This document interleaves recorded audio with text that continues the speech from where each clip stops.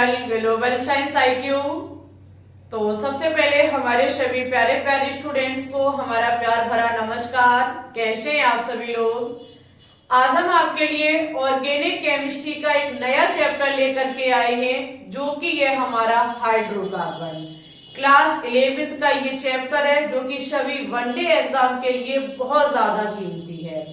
Hydrocarbon को जैसे ही हम कवर कर लेंगे तो क्लास 11th की जो हमारी ऑर्गेनिक केमिस्ट्री है वो फिनिश हो जाएगी।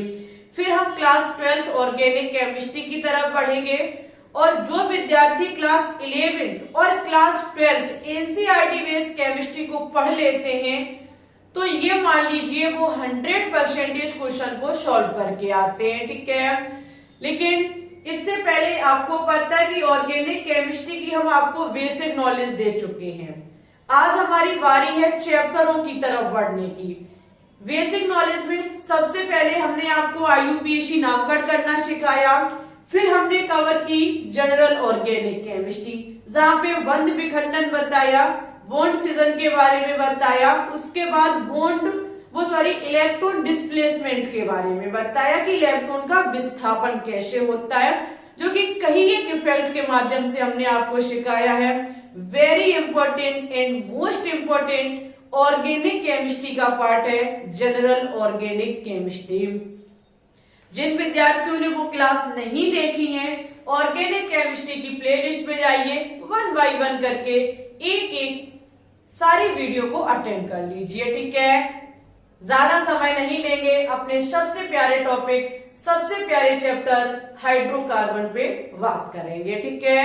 उठा लीजिए कॉपी पेन और सबसे पहले हेडिंग लगाएंगे कि हाइड्रोकार्बन होता क्या है, क्योंकि जब हमारा चैप्टर हाइड्रोकार्बन है तो हमें हाइड्रोकार्बन पता होना चाहिए कि हाइड्रोकार्बन की डेफिनेशन क्या होती है। तो देखो, केवल हाइड्रोजन तथा कार्बन के यौगिक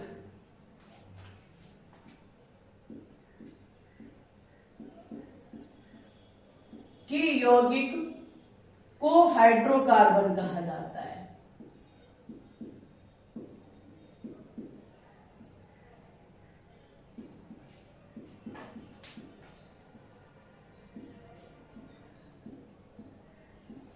अगर हम बात करें हाइड्रोकार्बन की, तो हाइड्रोकार्बन जो होते हैं ये हाइड्रोजन और कार्बन के यौगिक होते, केवल और केवल। इसके अलावा हाइड्रोकार्बन जब आप पढ़ेंगे, इनसे रिएक्शन करना सीखेंगे, तो इसमें इसके अलावा आपको कुछ भी देखने को नहीं मिलेगा, ठीक है। अगर हम हाइड्रोकार्बन की बात करें तो हाइड्रोकार्बन को 2 टाइप्स में वर्गीकृत किया गया है, ठीक है। हाइड्रोकार्बन के 2 टाइप्स होते हैं। पहला होता है हमारा संतृप्त हाइड्रोकार्बन, जिसे इंग्लिश में सैचुरेटेड हाइड्रोकार्बन कहा जाता है। हाइड्रोकार्बन 2 टाइप से होता है, संतृप्त हाइड्रोकार्बन यानी कि सैचुरेटेड हाइड्रोकार्बन, और दूसरा होता है असंतृप्त हाइड्रोकार्बन यानी कि अनसैचुरेटेड हाइड्रोकार्बन, असंतृप्त हाइड्रोकार्बन। देखो, हाइड्रोकार्बन अगर हम बात करेंगे कि आपके ये संतृप्त और असंतृप्त होते क्या है, सैचुरेटेड और अनसैचुरेटेड हाइड्रोकार्बन होते क्या है। आपने सीखा हाइड्रोकार्बन का मतलब ऐसे यौगिक जो केवल और केवल हाइड्रोजन और कार्बन से मिलकर के बने होंगे। अगर हम संतृप्त हाइड्रोकार्बन की बात करें तो इसका मतलब है कार्बन कार्बन के बीच सिंगल बॉन्ड। कार्बन कार्बन के बीच जहां सिंगल बॉन्ड होता है उसे कहा जाता है संतृप्त हाइड्रोकार्बन, और कहने का मतलब है इनको कहा जाता है एल्केन। कार्बन कार्बन के बीच जहां सिंगल बॉन्ड होता है वो हमारे एल्केन कहलाते हैं। वहीं पे हम बात करेंगे असंतृप्त हाइड्रोकार्बन की, अनसैचुरेटेड हाइड्रोकार्बन की। तो अनसैचुरेटेड हाइड्रोकार्बन में हमारे 2 प्रकार के आते हैं। एक तो होते हैं जो कार्बन कार्बन के बीच डबल बॉन्ड होता है, और एक वो जहां पर कार्बन कार्बन के बीच ट्रिपल बॉन्ड होता है। ठीक है, कार्बन कार्बन के बीच अगर डबल बॉन्ड है तो वो हमारा एल्कीन होगा। इन्हें देखो इंग्लिश में भी यही कहा जाता है, नोट डाउन कर लेना। इंग्लिश में इसे एल्केन ही कहा जाता है, इसे एल्कीन कहा जाता है। ओके स्टूडेंट्स, इसे एल्केन, इसे एल्कीन। और जहां कार्बन कार्बन के बीच ट्रिपल बॉन्ड होता है वो हमारा एल्काइन कहलाता है। एल्काइन इंग्लिश में भी हमारा एल्काइन ही होता है। समझ गए सभी विद्यार्थी कि हाइड्रोकार्बन का मतलब कार्बन कार्बन के बीच, वो हाइड्रोकार्बन का मतलब जो हाइड्रोजन और कार्बन से मिलकर के बना होता है। हाइड्रोकार्बन टू टाइप से होता है, सैचुरेटेड हाइड्रोकार्बन और अनसैचुरेटेड हाइड्रोकार्बन, संतृप्त और असंतृप्त। संतृप्त हाइड्रोकार्बन का मतलब होता है जहां कार्बन कार्बन के बीच सिंगल बॉन्ड हो, और असंतृप्त हाइड्रोकार्बन का मतलब होता है जहां कार्बन कार्बन के बीच या तो डबल बॉन्ड हो या कार्बन कार्बन के बीच ट्रिपल बॉन्ड हो। डबल बॉन्ड होगा तो एल्कीन कहलाएगा, ट्रिपल बॉन्ड होगा तो हमारा एल्काइन कहलाएगा। अगर हम इसके एग्जाम्पल पर ध्यान देंगे, सबसे पहले हम एल्केन के एग्जाम्पल को देखेंगे। ये रहा कार्बन, जहां कार्बन कार्बन के बीच हो या कार्बन हाइड्रोजन के बीच हो। इसमें एक विकल्प और हमारा हो सकता है कि कार्बन कार्बन के बीच सिंगल बॉन्ड हो या कार्बन हाइड्रोजन के बीच सिंगल बॉन्ड हो। तो आपको पता है कि कार्बन 4 वैलेंसी रखता है, जिंदगी में वो हर काम करेगा, लेकिन न 4 से कम वैलेंसी रखना। एक बार 4 से कम वैलेंसी रखना पसंद कर सकता है, लेकिन 4 से अधिक उसमें कभी भी उसे पसंद नहीं आएगी। ठीक है, तो ये क्या काम करेगा, हमेशा कार्बन हाइड्रोजन के साथ बंध बनाना पसंद करता है। तो इस प्रकार से हमारा ये आप देख सकते हैं कार्बन हाइड्रोजन के बीच सिंगल बॉन्ड है, तो ये हमारा संतृप्त हाइड्रोकार्बन मींस एल्केन का सदस्य होगा। किसका सदस्य होगा, एल्केन का सदस्य होगा।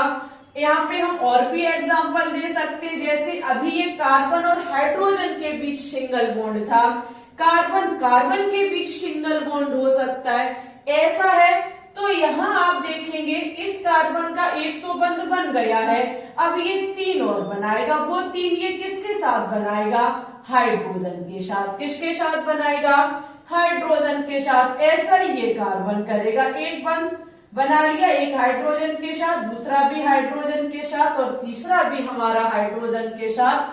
ये आपका CH4 कहलाएगा। ये क्या कहलाएगा, CH4।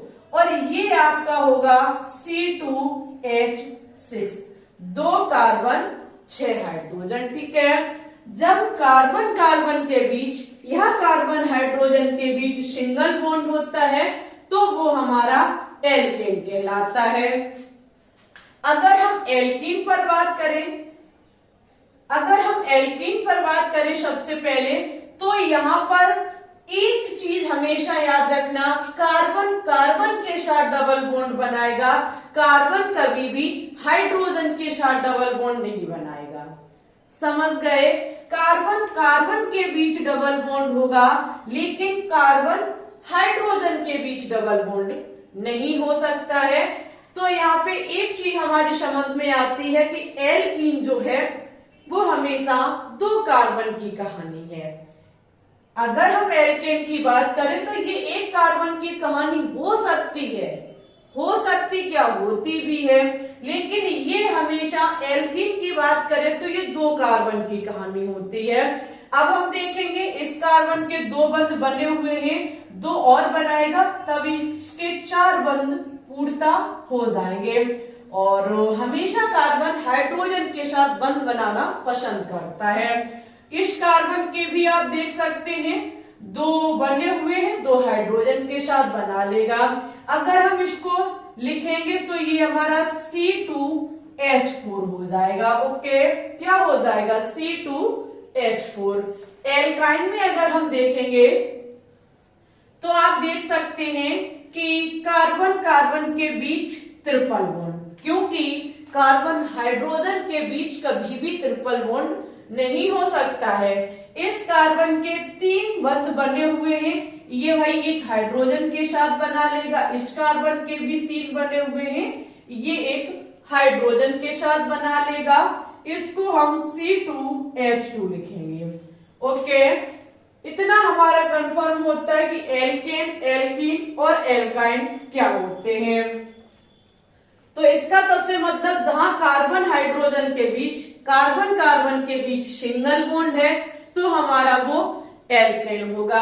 एक बात और ध्यान रखना, सपोज दैट अभी ऐसी स्थिति हो जाए, यहां तो हमने 2 कार्बन आपको बता दिए हैं, लेकिन अगर 3 की बात करें तो हमारा ऐसे बन के तैयार होगा। आपके दिमाग में आ रहा होगा कि यहाँ सिंगल बॉन्ड भी है, यहाँ डबल बॉन्ड भी है, भाई हम किसको मानेंगे? तो देखिए, डबल बॉन्ड होने पर हमारा वो जो सदस्य है, जो यौगिक है, वो एल्कीन का माना जाएगा। किसी एक कार्बन कार्बन के बीच भी अगर डबल बॉन्ड आ गया तो वो एल्कीन का सदस्य ही माना जाएगा। कोई भी कार्बन कार्बन के बीच अगर ट्रिपल बॉन्ड आ गया तो वो सदस्य हमारा एल्काइन का माना जाएगा। किसका माना जाएगा? एल्काइन का माना जाएगा। यहाँ पे अब इसकी बैलेंस आप पूर्ण कर दीजिए। कार्बन एक बंध बनाए हुए हैं तो 3 हाइड्रोजन के साथ बना लेगा। यहाँ पे इसके 3 बने हुए हैं, एक हाइड्रोजन के साथ बना लेगा। यहाँ इसके 2 बने हैं, 2 हाइड्रोजन के साथ बना लेगा। ठीक है, इसका फॉर्मूला बन के तैयार हो जाएगा C3H6, यही तो होगा C3H6।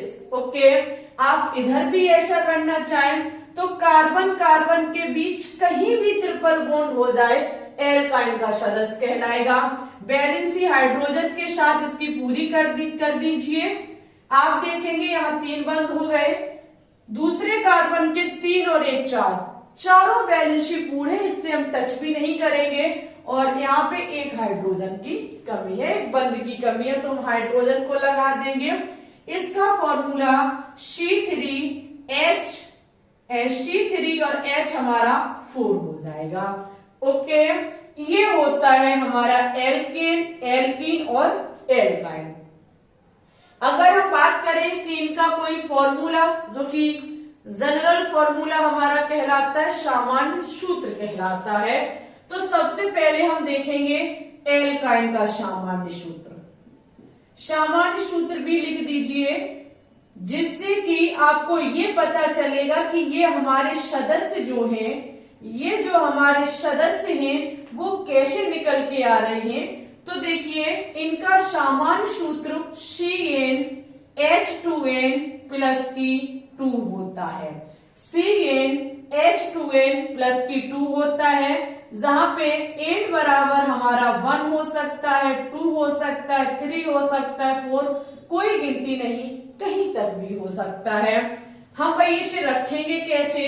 तो सपोज दैट हम n बराबर 1 रख रहे हैं, तो आप देखेंगे C1 हो जाएगा हमारा, H2 into 1 हो जाएगा, प्लस की 2 हो जाएगा। हम यहां से इसको निकालेंगे तो ये हमारा क्या हो जाएगा?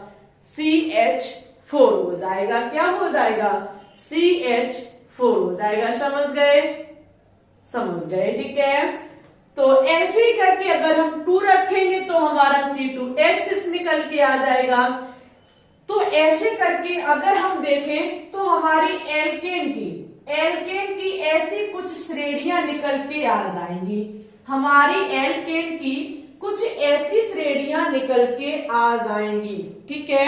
या हम इजी लैंग्वेज में कहें कि ये हमारे एल्केन के सदस्य निकल के आ जाएंगे। अगर हम इन सदस्यों के बीच देखें, अगर हम पहले और दूसरे के बीच देखें तो 1 कार्बन और 2 हाइड्रोजन का फर्क है। 1 कार्बन और 2 हाइड्रोजन का फर्क है। हमने आगे देखने का प्रयास किया तो हमने इसके बीच देखा, तब भी मुझे 1 कार्बन दो हाइड्रोजन का फर्क देखने को मिला।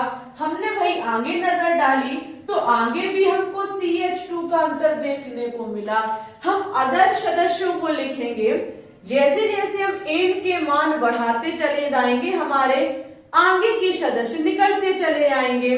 जब हमने इसमें देखा तो हमें हर जगह जो अंतर प्राप्त हुआ वो CH2 का प्राप्त हुआ, जहां हम कह सकते हैं कि ये जो क्रमागत श्रेणी है इसमें CH2 का अंतर है। किसका अंतर है? CH2 का अंतर है, इसलिए इनको सजातीय श्रेणी कहा जाता है। यहां आप नोट डाउन कर लीजिए, वेरी वेरी इंपॉर्टेंट पॉइंट है कि इनको सजातीय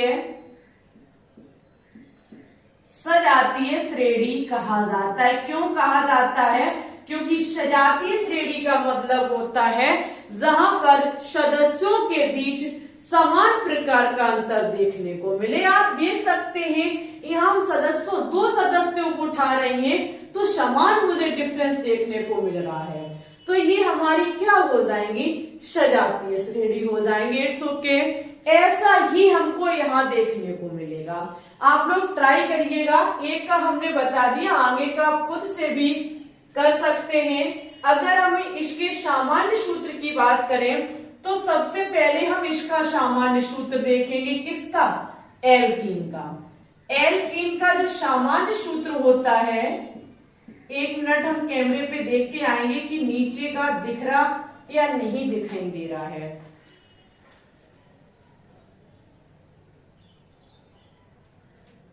ठीक है, अगर हम इसके सामान्य सूत्र की बात करेंगे तो एल्कीन का सामान्य सूत्र CnH2n होता है, लेकिन यहाँ पर आपने देखा n का मान 1 से शुरू हो रहा था, लेकिन यहाँ पर आपका n का मान 2 से शुरू होगा, 3, 4, 5 कितना भी हो सकता है। आप कहेंगे 2 से क्यों?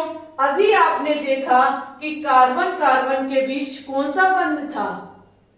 डबल बॉन्ड था, और डबल बॉन्ड तभी होता है जब हमारे 2 कार्बन हो। तो 2 कार्बन की स्थिति होने पर ही हमारा यहाँ पर एल्कीन होगा, तभी हमारा डबल बॉन्ड लग सकता है। अगर हम एल्काइन का सामान्य सूत्र देखें, अगर हम एल्काइन का सामान्य सूत्र देखें तो इसका सामान्य सूत्र CnH2n-2 होता है। CnH2n-2 होता है, जहां हमारा n बराबर 2 से 3, 4 कितना भी हो सकता है। एक बार हम इसको समझाएंगे। सपोज दैट हम यहाँ n का मान 2 रखते हैं तो हमारा C2H2 इंटू 2 माइनस P2 हो जाएगा। ठीक है, इतना जब हो जाएगा तो आप यहाँ देख सकते हैं आपका निकल के आ जाएगा C2H2। कितना निकल के आ जाएगा? C2H2 निकल के आएगा, जो कि हमारा एल्काइन का प्रथम सदस्य है। ये हमारे एल्केन था, ये हमारी एल्कीन थी, और ये हमारा एल्काइन था। हमें पूरा भरोसा है कि इतना आपको समझ में आ चुका होगा। ठीक है, ये हाइड्रोकार्बन की बेसिक नॉलेज है। अब हम क्या काम करेंगे? स्टेप बाय स्टेप एल्केन के बारे में सीखेंगे, एल्कीन के बारे में सीखेंगे और एल्काइन के बारे में सीखेंगे। ये तो इसका छोटा मोटा आपके लिए एक तोहफा था, जिसके तौर पे हमने ये चीज आपको बताई। वैसे ये बहुत नीचे का कोर्स है, क्लास 9th या 12th का ये आपका कोर्स है, छोटे बच्चों वाला कोर्स है, फिर भी हमने आपको समझा दिया है। अब हमारी जो चीज सीखने की बारी है वो है हमारा जाना पहचाना एल्केन। एल्केन का निर्माण कैसे होता है, रासायनिक गुणधर्म इसके क्या होते हैं, भौतिक गुणधर्म क्या होते हैं, कौन सी रासायनिक अभिक्रिया हमारी क्या कहलाती है। वनडे एग्जाम में ऐसे ही प्रश्न पूछे जाते हैं कि बताइए ये निम्न में से कौन सी अभिक्रिया है। अब आपको पता नहीं, आप सोचने में लगे हैं, हाँ ये हो सकती है, जो ऑप्शन बी पे नजर डाला भाई हाँ अब ये हो सकती है, तमाम तरीके के क्वेश्चन आपके मन में चलते हैं, बस उन्हीं क्वेश्चनों को आप चुटकियों में सॉल्व करेंगे। वादा हमारा है करके आपको दिखाना है, ठीक है। तो इसके लीजिए स्क्रीनशॉट और हेडिंग लगाएंगे हम एल्केन के निर्माण की विधियां, यानी कि हम एल्केन को किस किस विधि से बना सकते हैं वो एक एक विधि आपके सामने रखेंगे। आज ओनली एक विधि की बात करेंगे, कल इसकी और भी विधियां बताएंगे, फिर और विधियां बताएंगे। कहीं एक मेथड से हम एल्केन का निर्माण कर सकते हैं जहां पर आपको रिएक्शनें पूछी जाती हैं। आपने सुना होगा वुर्टिज फिटिंग अभिक्रिया के बारे में, वुर्टिज अभिक्रिया के बारे में। तो ये है क्या? ये वही है जिनसे किसी न किसी का निर्माण होता है। तो चलिए भाई इसे हम साफ करेंगे। आप सबसे पहले स्क्रीनशॉट ले लीजिए और हेडिंग लगाएंगे एल्केन का निर्माण, ठीक है। इसी के साथ एक बार वीडियो को लाइक कर दीजिए। देखो भाई बहुत मेहनत लगती है एक क्लास को बनाने में। हमारे 1 या 2 दिन की मेहनत होती है एक 30 मिनट की वीडियो, 40 मिनट की वीडियो में, क्योंकि हमेशा एक यूट्यूब चैनल वाला यही सोचता रहता है कि जितना कम से कम और जितना शॉर्ट में और जितना बेहतरीन विद्यार्थी को दिया जाए उतना ही बेस्ट है। क्योंकि चीजें शॉर्ट में कंफर्म हो जाए तो आपको भी बोरिंग फील नहीं होगी, और खास करके एक केमिस्ट्री जैसे सब्जेक्ट में आप बस यही सोचते हैं कि ज्यादा से ज्यादा छोटे से छोटा कंटेंट हो और एकदम ट्रिकफुली हो तो हमें अच्छे से क्लियर हो जाए। तो सबसे पहले हेडिंग लगाएंगे एल्केनों का निर्माण।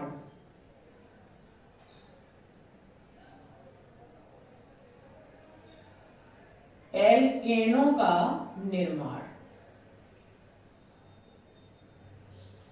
देखो इसमें लिखने की कोई आवश्यकता नहीं है, हम आपको एक एक करके ये बताएंगे कि हम किस विधि से एल्केन का निर्माण कर सकते हैं। सबसे पहले अगर हम बात करें एल्केन के निर्माण की, तो एल्केन के निर्माण की पहली जो हमारी विधि है वो है असंतृप्त हाइड्रोकार्बन से। हम जो एल्केन को प्राप्त कर सकते हैं वो असंतृप्त हाइड्रोकार्बन से कर सकते हैं।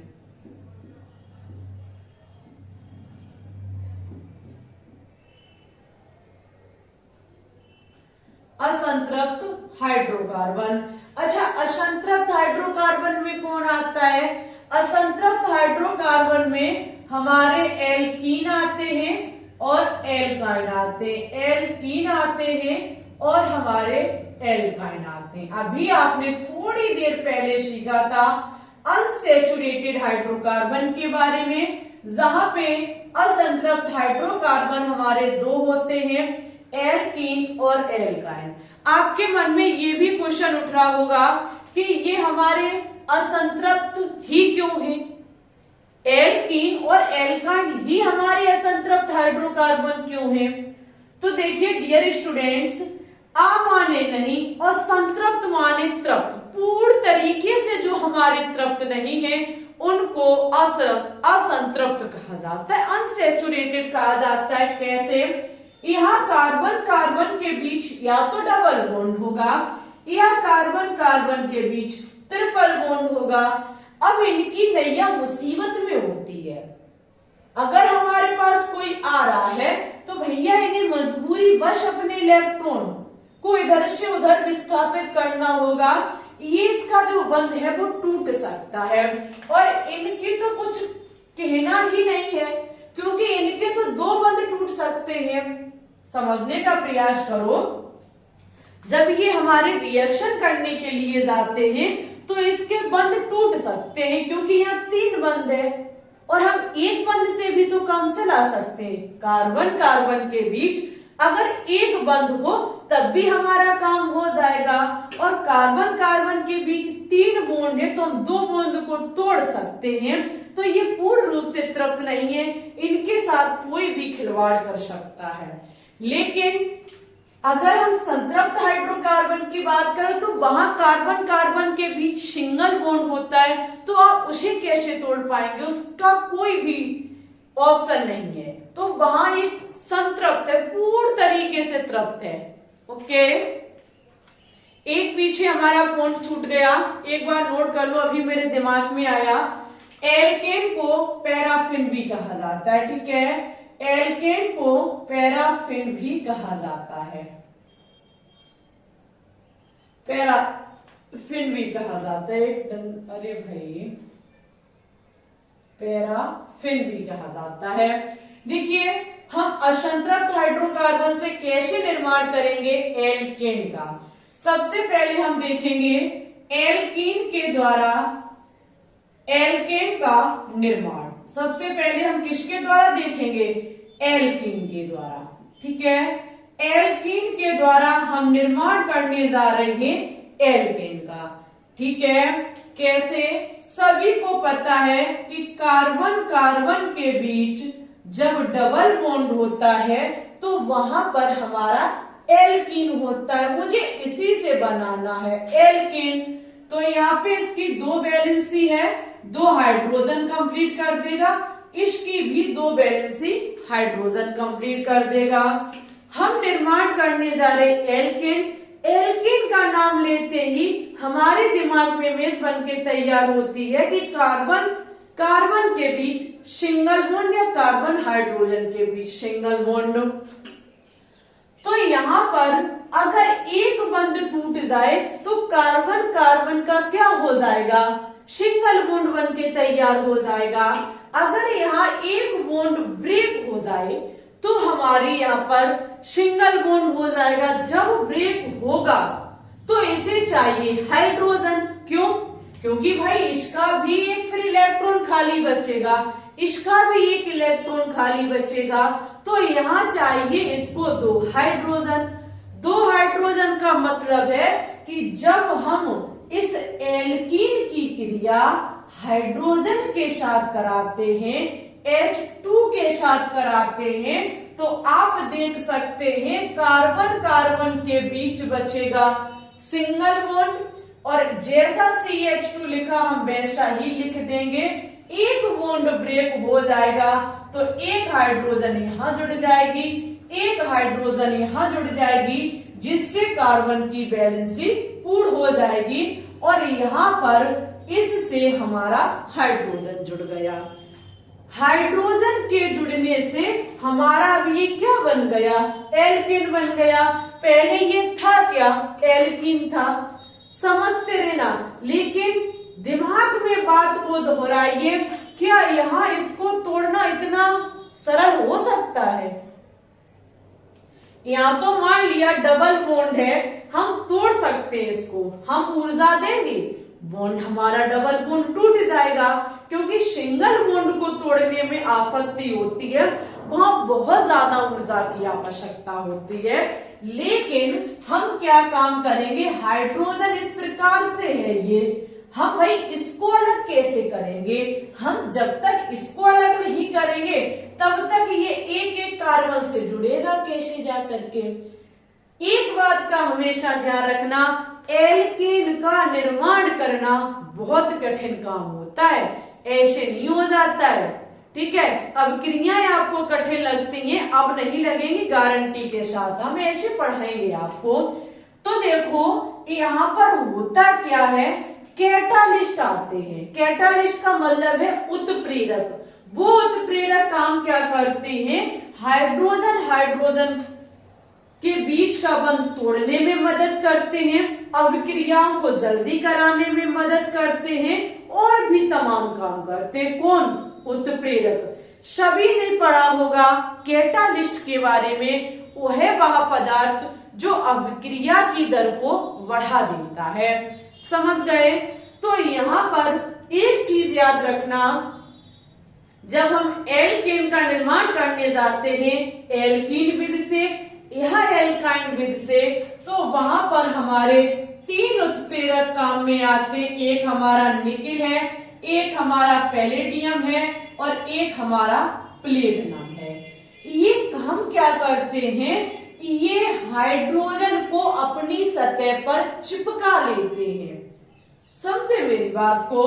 जब यहाँ पर हम या तो निकिल उत्प्रेरक को लें, या हम प्लेटिनम उत्प्रेरक को लें, या हम प्लेटिनम उत्प्रेरक को लें। जैसे ही हम इसमें ये उत्प्रेरक का काम करता है, कैटालिस्ट का काम करता है, ये अभिक्रिया में स्रव अभिक्रिया को सक्रिय करेगा, ठीक है। लेकिन यहाँ ऐसा नहीं है कि वो अवकारक में भाग ले उत्पाद में निकल जाए, नहीं नहीं, ये अवकारक पक्ष होता है, ये उत्पाद पक्ष होता है, इनसे मिलकर के इनका निर्माण होता है और ये अभिक्रिया को सक्रिय बनाते हैं, ठीक है। तो ये तीन ऐसे हमारे तत्व हैं जो हाइड्रोजन को अपनी सतह पर चिपका लेते हैं। जब ये हाइड्रोजन को सतह पर चिपका लेंगे तो ये एक एक हाइड्रोजन को फिर दे देंगे। वैसे तो इनसे हाइड्रोजन को अलग करना बहुत ज्यादा कठिन है, बहुत ज्यादा कठिन है, लेकिन ये आते हैं और ये अपनी सतह पर चिपका लेते। तो यहाँ पे तीनों नहीं, कोई एक काम ही करेगा। तुम ये कहो कि तीनों को मिला दे तो बम फूट जाएगा, ठीक है। किसी एक कैटालिस्ट यहाँ यूज करेगा। तो यहाँ पे इस प्रकार से हमारे एल्केन का निर्माण हो जाता है। ये हमारा जो है वो एथीन है, क्या है, एथीन। और ये हमारा क्या बनके तैयार हो चुका है, एथेन। एथेन का मतलब एल्केन का दूसरा सदस्य, और ये हमारा एथीन जो है वो एल्कीन का दूसरा सदस्य, जिससे हमारा एल्केन का निर्माण हो गया।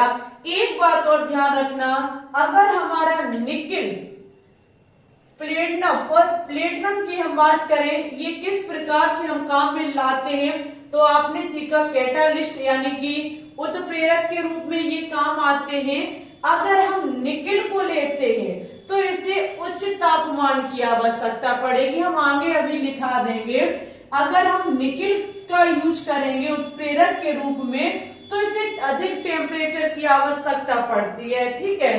तो यहाँ पे जैसे सपोज दैट हम निकिल को लेते हैं यूज में, निकिल को लिया तो ये या तो 200 से 300 डिग्री सेल्सियस पर ये अभिक्रिया होगी। सपोज दैट प्लेटिनम को लेते हैं तो वो नॉर्मल टेम्परेचर पे हो जाती है, जो हमारा रूम का टेम्परेचर होता है उसी टेम्परेचर पर हमारी अभिक्रिया हो सकती है। और निकिल हमेशा उच्च ताप लेता है, तब अभिक्रिया को सक्रिय बनाता है, हाइड्रोजन को अपनी बॉडी से चिपकाता है, फिर ये परिवर्तित हो जाता है हमारा एल्केन में। सपोज दैट हम कोई और एल्केन भी ले सकते हैं, जैसे कि हमारा एल्केन के रूप में ये हो जाए, ठीक है। एक जगह हो गया डबल बॉन्ड हमारा, यहाँ पे हम क्या काम सकते हैं, CH3, 3 हाइड्रोजन को जोड़ेंगे, यहाँ एक हाइड्रोजन और यहाँ हमारी 2 हाइड्रोजन होनी चाहिए। इसके लिए भी हम क्या काम करेंगे, डबल बॉन्ड को तोड़ेंगे। डबल बॉन्ड तोड़ना यानी कि 2 हाइड्रोजन की आवश्यकता हमें पड़ेगी। यहाँ पे जैसे कि हम प्लेटिनम या प्लेटिनम में से कोई एक कैटालिस्ट का प्रयोग में लाते हैं तो यहाँ कोई टेम्परेचर नहीं चाहिए, नॉर्मल टेम्परेचर पे अभिक्रिया हो जाएगी। जहां पर ये हमारा डबल बॉन्ड ब्रेक हो जाएगा। डबल बॉन्ड जब हमारा ब्रेक होगा तो एक हाइड्रोजन इससे जुड़ जाएगी तो हमारा CH2 हो जाएगा, और एक हाइड्रोजन इससे जुड़ जाएगी तो हमारा CH3 हो जाएगा। प्रोपीन से हमारा प्रोपेन बन के तैयार हो गया। आप एक चीज यहाँ देख सकते हैं, ये हमारा A है, ये हमारा B है, जहां दोनों मिलकर के AB हो जाते हैं। ये हमारा A है, ये हमारा B है, दोनों मिलकर के इकट्ठे हो जाते AB हो जाते हैं, तो हम इसको योगात्मक अभिक्रिया भी कह सकते हैं, ठीक है। ऐसी अभिक्रियाएं हमारी योगात्मक अभिक्रियाएं होती हैं, ठीक है। ये क्लास 10th का कोर्स है, योगात्मक अभिक्रियाएं होती हैं। और भी चीज आप सीख सकते हैं, यहाँ पर ये हाइड्रोजन के साथ क्रिया हो रही है तो इसे हाइड्रोजनीयकरण कहेंगे। जब हाइड्रोजन के साथ क्रिया होती है तो उसे हाइड्रोजनीयकरण कहा जाता है। ये चीज अभी हम लिखा देंगे। तो एल्कीन से निर्माण हो गया। अब हम देखेंगे कि एल्काइन से हम एल्केन कैसे बना सकते हैं। एल्काइन से हम देखेंगे किसका निर्माण, एल्केन का।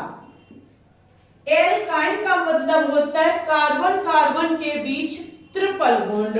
कार्बन कार्बन के बीच अगर ट्रिपल बॉन्ड है तो आप देखेंगे यहाँ एक एक हाइड्रोजन होगी, ठीक है। हम क्या निर्माण करना चाहते हैं, हम निर्माण करना चाहते हैं एल्केन का। एल्केन का मतलब कार्बन कार्बन के बीच सिंगल बॉन्ड होना चाहिए। तो अब यहाँ तो ट्रिपल बॉन्ड है, तो हम एक एक बॉन्ड को ब्रेक करेंगे। इस बॉन्ड को जब हम ब्रेक करेंगे, एक बॉन्ड को ब्रेक करेंगे तो हमें 2 हाइड्रोजन चाहिए, अभी आपने सीखा। और जब एक ब्रेक होगा तो आपको पता है भाई कि 2 हाइड्रोजन, एक इस कार्बन के लिए चाहिए, इस कार्बन के लिए चाहिए। तो सपोज दैट अगर ये निकेल की प्रेजेंट में हो रही है तो यहां मुझे टेम्परेचर भी चाहिए 200 से 300, ठीक है। ओके, तो आप देखेंगे एक एक हाइड्रोजन जुड़ जाएगी, CH2 डबल बॉन्ड CH2 हो जाएगा।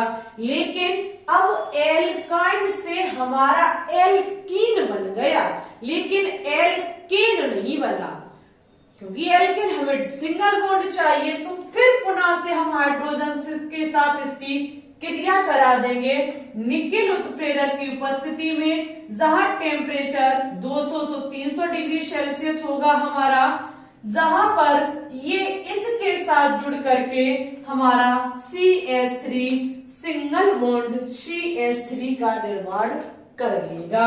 ये हमारा क्या था, एथाइन। क्या था, एथाइन। एथाइन से पहले बनी हमारी एथीन, और एथीन से निर्माण हुआ एथेन का। और एथेन बोले तो एल्केन का दूसरा सदस्य। समझ गए। हम इस अभिक्रिया को ऐसे भी लिख सकते हैं, CH triple bond CH plus 2 hydrogen ये, 2 हाइड्रोजन ये, यानी कि CH2 2 2 4। और निकेल उत्प्रेरक की उपस्थिति में, निकेल उत्प्रेरक की उपस्थिति में हम अब क्रिया कराएंगे। तो आप देख सकते हैं डियर स्टूडेंट्स, 2 हाइड्रोजन हमारे कार्बन से जुड़ जाएंगे। 2 हाइड्रोजन कार्बन से जुड़ करके हमारे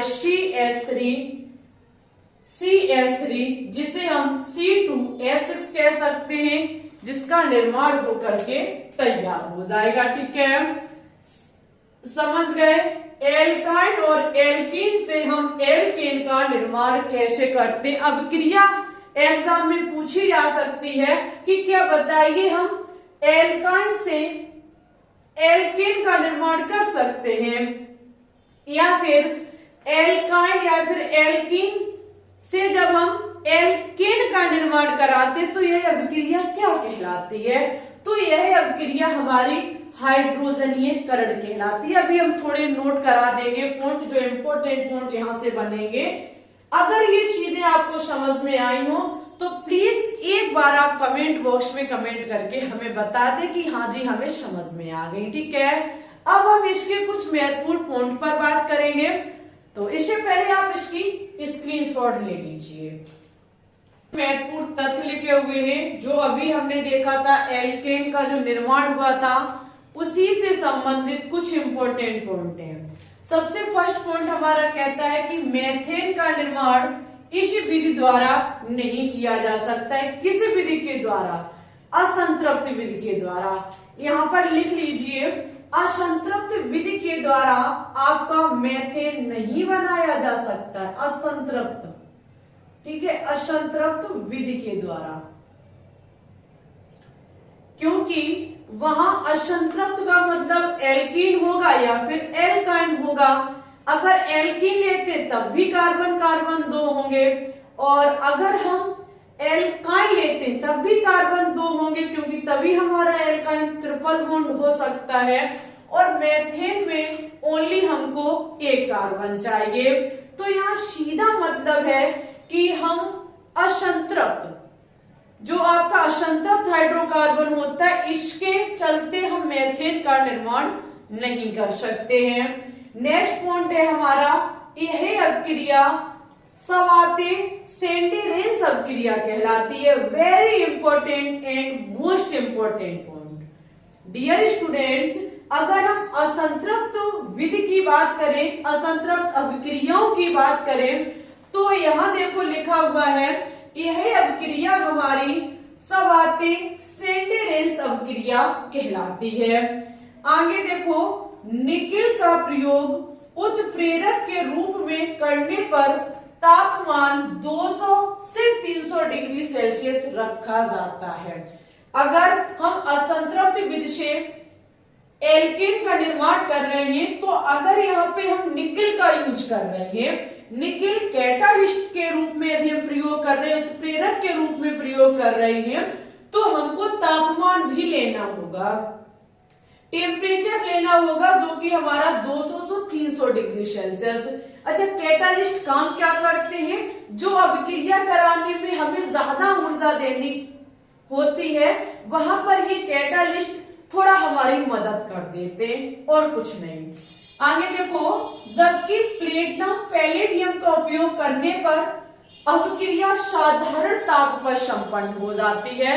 सपोज दैट हम प्लेटिनम या फिर पैलेडियम पीटी या पीडी का उपयोग करते हैं कैटालिस्ट के रूप में, तो ये हमारे नॉर्मल टेम्परेचर पे संपन्न हो जाती है। रूम के टेम्परेचर 25 डिग्री सेल्सियस जो होता है, इसी पर ये हमारी अभिक्रिया हो जाती है। आगे, हाइड्रोजन का योग होने के कारण यह अभिक्रिया उत्प्रेरकी हाइड्रोजनीयकरण या केवल हाइड्रोजनीयकरण कहलाती है।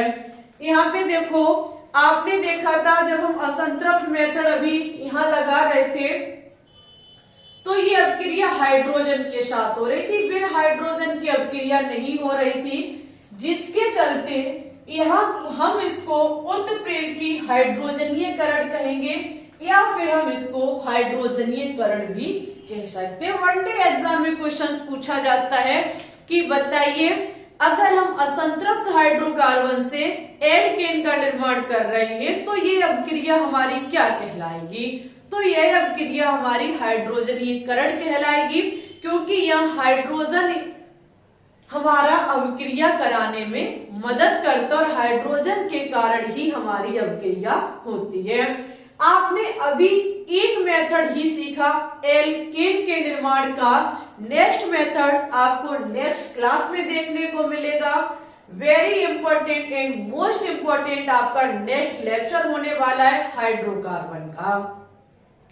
लेकिन उससे पहले आपसे हमारी छोटी सी रिक्वेस्ट है कि अगर यहाँ से आपको कुछ भी समझ में ना आया हो, या फिर थोड़ा बहुत आपके मन में डाउट हो, तो आप अपना कमेंट बॉक्स में छोड़ सकते हैं। हम आपके कमेंट का रिप्लाई करेंगे।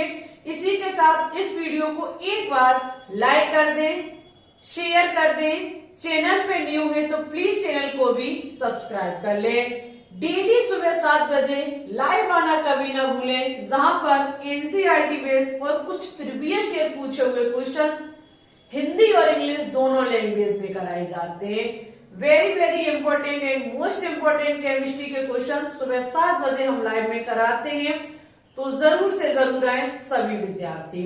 और भाई बहुत विद्यार्थी कम पढ़ रहे हैं, भाई पढ़ लो, एग्जाम आपके जुलाई में लग जाएंगे सीपी नेट के। CP net, KGMU, RUHS, BSc nursing, pharmacy, paramedical, class 11, 12, साथ ही साथ और भी वनडे एग्जाम, सभी के लिए केमिस्ट्री धुआंधार है। ठीक है, बस रिक्वेस्ट है शेयर कर देना जम करके। और आपको हम बहुत जल्द हाइड्रोकार्बन क्लास 11 के खत्म करा देंगे, फिर हम क्लास 12 ऑर्गेनिक केमिस्ट्री पर बढ़ेंगे। ओके, इसी के साथ चलते हैं। अपना ख्याल रखना, अच्छे से पढ़ते रहना, आगे बढ़ते रहना, हमको भी सपोर्ट करते रहना। ठीक है, सभी विद्यार्थियों को ऑल द बेस्ट।